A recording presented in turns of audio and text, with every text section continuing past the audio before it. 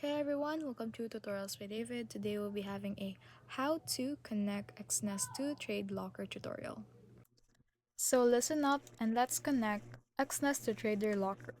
So first up, you want to log into your Exness account and locate your account credentials including your account number and password.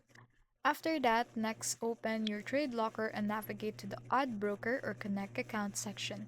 Select Exness from the broker list and then carefully enter your account number, password, and server details exactly as shown in Exness.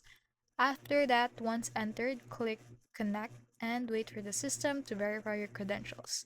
If done correctly, your Exness account should now be linked according or allowing you to monitor your trades, track performance, and execute orders directly from TradeLocker.